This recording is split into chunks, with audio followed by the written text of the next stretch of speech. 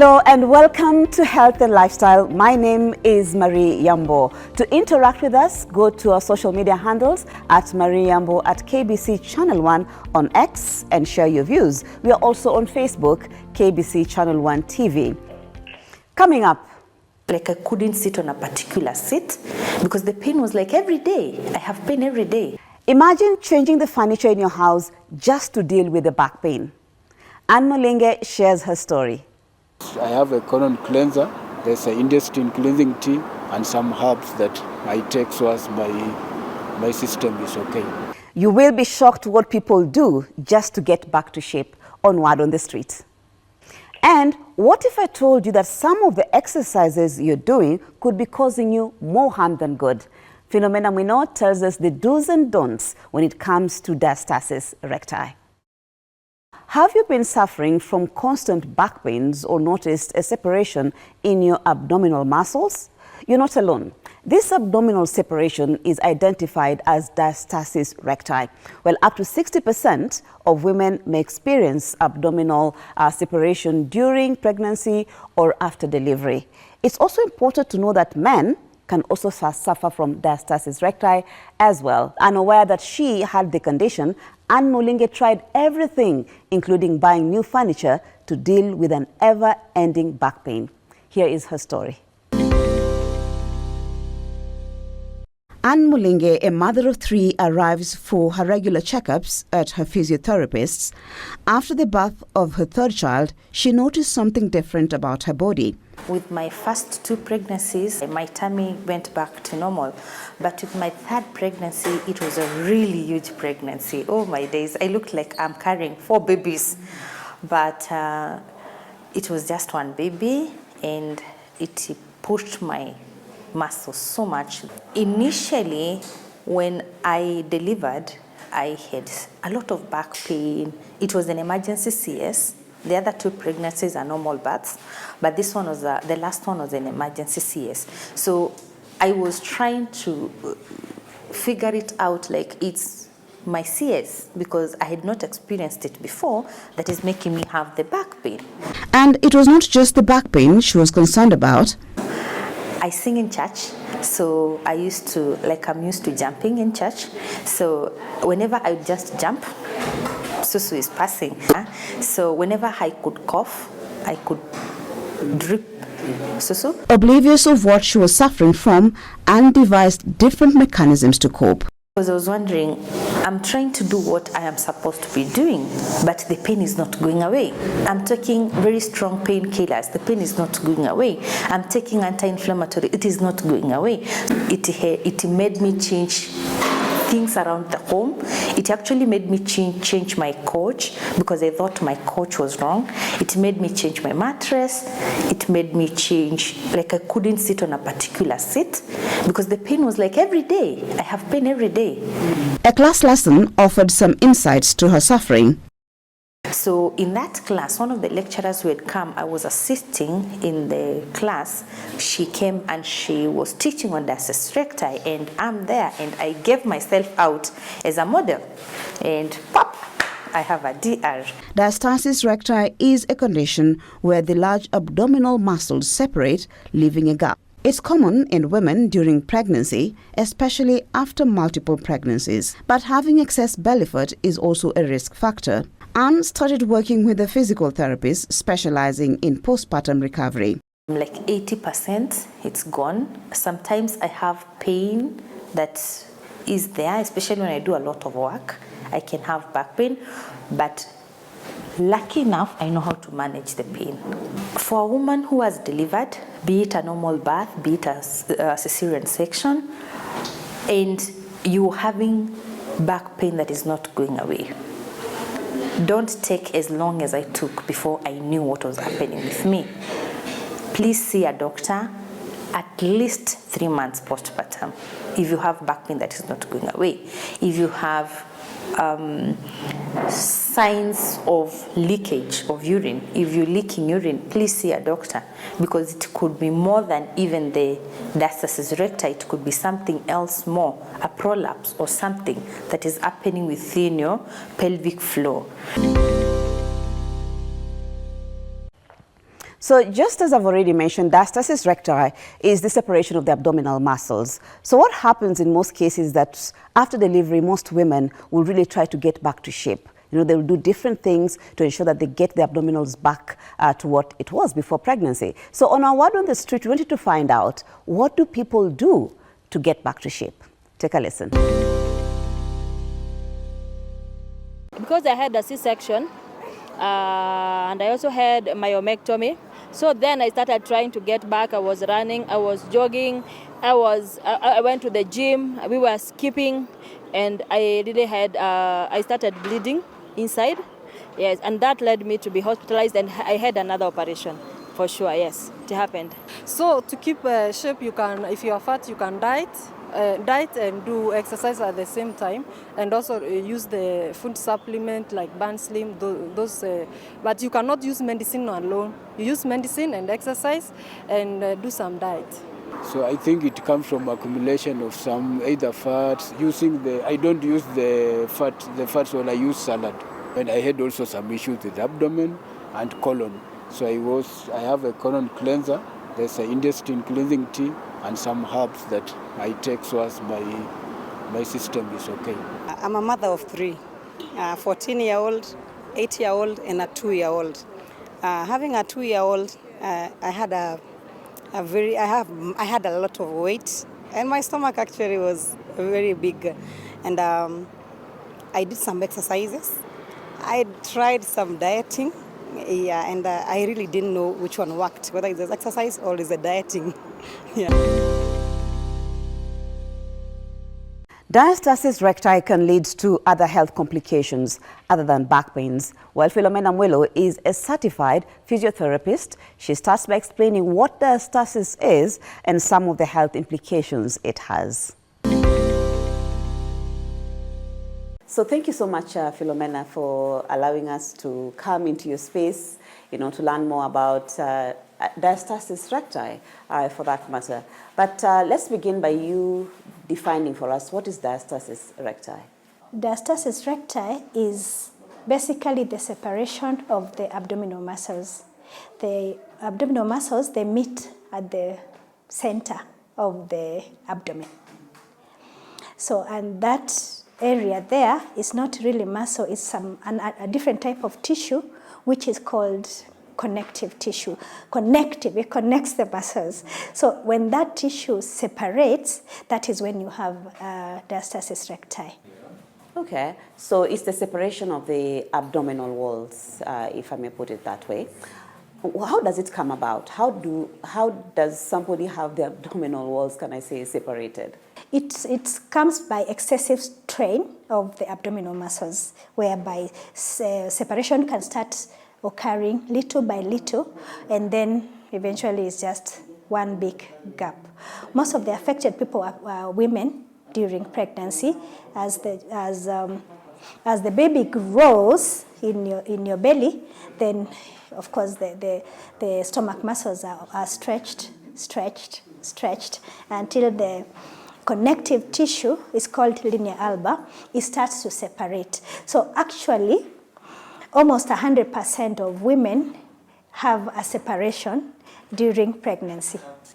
So, but for the big majority, it's as your body shrinks back, also the separation closes. But there's a small percentage who do not have that advantage. So the muscles remain either with a small gap or a big gap. And the gap could be in the upper part of your abdomen, in the center, or in the lower abdomen. So you've talked about pregnancy as being one of the risk factors for someone to develop a diastasis recti or separation of the abdominals, but that is for women. Yes. But do men also, can men also suffer diastasis recti? Yes, men are also affected. Another cause for this separation is excessive body weight. Yeah, excessive body weight, muscles become weak, too much fat, too much belly fat. There's just excess load on your abdominal muscles. Then yes, you can find that affects men and also some women who are excessive, carrying out excess body weight. So you talk about separation of the abdominals, but what are other symptoms that people can look out for that can actually be an indicator of somebody having diastasis or separation of the abdominals? So a lot of people show up with back pain. Okay, remember the abdominal muscles are the ones that support. They're called the core. Core is where your strength, the center strength, comes from. So if you have weakness there, you're going to suffer from back pain. So majority show up with back pain. Others may have leakage, urine leakage, like when you go to lift something or you cough a little, you leak urine. You have a little urine coming out. So then that is what will bring you to the doctor or to the physio. Rarely is it because of the abdominal separation. Although some people who are conscious, and if it's very big, they're like, ay, tumbo yangu inakaaje. So I'll go to the doctor and tell me, why is my stomach like this? Or should I worry, should I not worry? So a few will do that, but majority will come because they have back pain, they have stress incontinence, or they're just feeling generally weak, cannot lift or sustain daily activities. Okay, so how do you then diagnose diastasis? Because just like you said, it's easier for somebody who's leaner, you can automatically see the separation of the abdominals, but for somebody who is a bit overweight, then it will be very difficult to physically just see and say, this person has diastasis recti. So how do you go about diagnosis? With diastasis recti, for some patients, you may be able just to see by looking. But for others, when there is some belly fat on top of the abdominal muscle, you may not be able to see, it may not be that obvious. So now you go to the next stage of examination, which is the finger test. Okay, so you just palpate. Palpate is just touching, and then you can feel the separation. I can like literally feel, like you see how soft her belly is. This is an obvious abdominal muscle separation. For her, if you take sideways, it's actually taking 2 fingers. Okay, sometimes you can have it like for her, it's in the lower belly. You can still have it in the middle or in the upper belly. You can also have it along the whole abdominal muscle. Okay. So the other stage of testing is asking the patient to do a movement. Okay. So Anne, please bend your legs. Okay, cross the fingers and just lift your head up and look at your knees. Again, not too visible, but you can just see that separation. The other thing with patients with diastasis recti, when they do that move, you see the abdomen, it curves up like a dome. So that is the other way of telling this patient has rectus, as abdominis muscle separation. Now, the other thing you can do is do an ultrasound. If it's not so obvious from your exam, you can do an ultrasound. An ultrasound is good because it also shows the internal organs, and then if a patient has an hernia, then it is easily diagnosable with an ultrasound. Some communities, you know, when a woman gives birth, they normally have this belt that people tie around there. Would you say that it works? But in modern days, we have what we call waist trainers. Do they really work? Waist trainers, but in this case, we are talking about the modified, like the traditional one you have said. This lady will not tell you, I'm using my waist trainer, no, but she knows that in their community, when they give birth, they usually tie their belly, which makes a lot of sense. And I think every woman after pregnancy should do it, because remember your belly was out here because there was a 2 to 3, sometimes 4 kilo babies, sometimes 2-3 babies, So it is out here now. All of a sudden, the babies are out and your stomach is there. So it makes sense to tie it, and that really may help with the healing and the coming back together of the abdominal muscles, and can prevent you from having an actual separation. Yeah. Then, of course, modern times, we have the waist trainers. People use them, I don't think in pregnancy, but you'll find people in the gym using them. People who are doing a lot of lifting, yes, it's good. It helps. It helps because like you're doing deadlifts, squats, stuff like that. Core support is good. Like if you look at bodybuilders, there is always a belt there for them too. But women have always lifted like that. So the waist trainers are good. So you've talked about how you can diagnose diastasis recti. You can use 1 finger, 2 finger. I'm not so sure if somebody can do it for themselves, but yes, you probably need to see a specialist for that. But how then do you go about rectifying diastasis recti? Okay, that's a good question, Marie. I will show you how. But the treatment methods that are available, as we said earlier, is physiotherapy and surgery. Self-care is also very important. I bet you did not know that diastasis recti can actually affect men, but now you know. Let's go to a good practice for today. Now, for most women, getting back to shape after delivery can be a daunting task. There are preventive steps you can take to lower your risk of diastasis recti. One of them is strength training your core before you become pregnant. Of course, this will help your abdominal muscles to stay strong. Other exercises that you can inculcate are pelvic tilts, standard planks, and modified push-ups.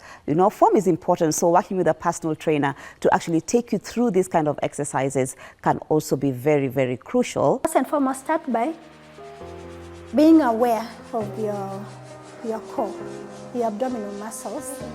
Yeah. Then positioning is very important. You start with your back well supported, like your back totally flat on the mat, okay? Yeah, remember when you lay down, most people, they have a gap here. Yeah. You can put your hand in here, yeah? So adjust your back so that you cannot put your hand in there, and tilt your pelvis upwards a bit. So by moving your pelvis, then your back flattens. Okay, now the first exercise, which is the most basic, is holding your abdominal muscles together and then just push them up. You see that movement?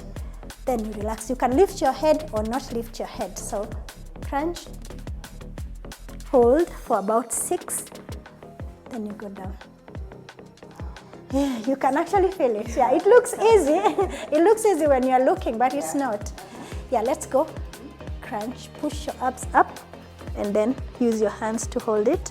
2, 3, 4, 5, and 6.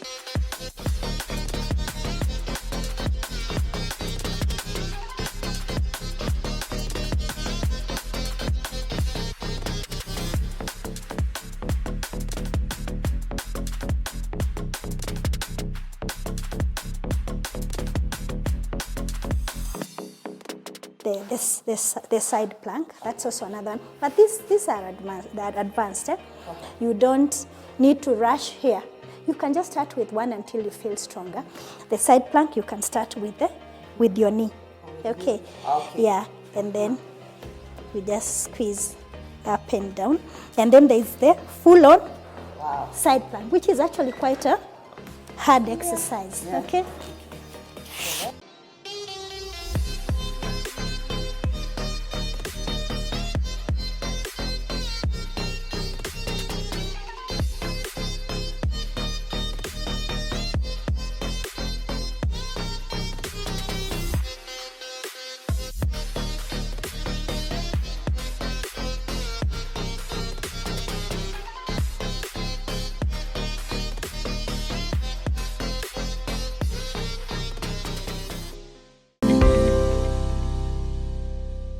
Well, that's where we end the program today. Thank you so much for taking the time to be with us on health and lifestyle. And of course, we'd want to hear from you some of the topics that you want us to cover in this particular program. You can go to our social media handles at Marie Yambo at KBC Channel 1 on X, and also on Facebook. It's KBC Channel 1 TV. And if you've missed any part of this program, remember you can always catch it on our YouTube channel. On behalf of everyone who made this program possible, Philomena Mino and also Anne Mulinge for sharing her story with diastasis recti, we say thank you, and also thank you to you for participating in this particular program. My name is Marie Yambo and hope to see you again next time.